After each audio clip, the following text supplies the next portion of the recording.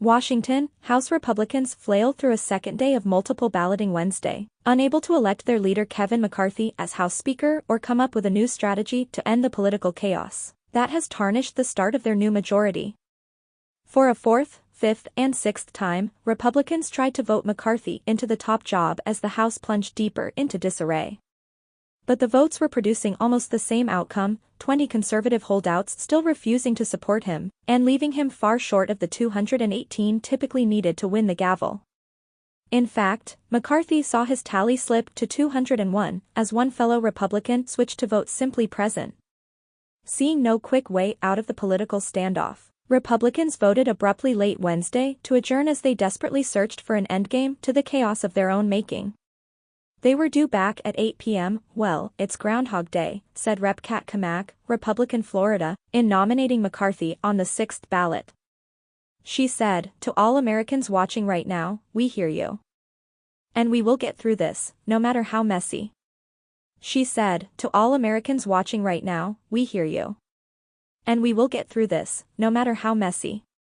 But the right-flank conservatives, led by the Freedom Caucus and aligned with Donald Trump, appeared emboldened by the standoff. Though Trump publicly backed McCarthy, this is actually an invigorating day for America, said Rep. Byron Donalds, Republican Florida, who was nominated 3 times by his conservative colleagues as an alternative. "There's a lot of members in the chamber who want to have serious conversations about how we can bring this all to a close and elect a speaker." McCarthy, the California Republican, vowed to keep fighting despite the grueling spectacle, unlike any in modern times, that threw the new majority into tumult a day earlier. Animated private discussions broke out on the chamber floor between McCarthy supporters and detractors searching for an endgame. The House gavelled in at noon, but no other work could be done, swearing in new members, forming committees, tackling legislation, investigating the Biden administration, until the speaker was elected. "I still have the most votes," McCarthy said at the start of the session. "At the end of the day, we'll be able to get there." But the dynamic proved no different from day one, as Democrats re-upped their leader, Rep. Hakeem Jeffries, for Speaker, and Donalds offered his challenge to McCarthy in another history-making moment. Both Jeffries and Donalds are black.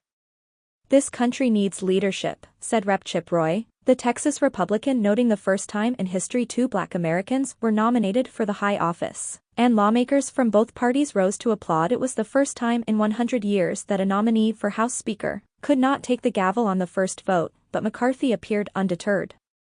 Instead, he vowed to fight to the finish. The disorganized start to the new Congress pointed to difficulties ahead with Republicans now in control of the House. President Joe Biden, departing the White House for a bipartisan event in Kentucky with Senate GOP leader Mitch McConnell, said the rest of the world is looking at the scene on the House floor. "I just think it's really embarrassing it's taking so long," Biden said. "I have no idea who will prevail.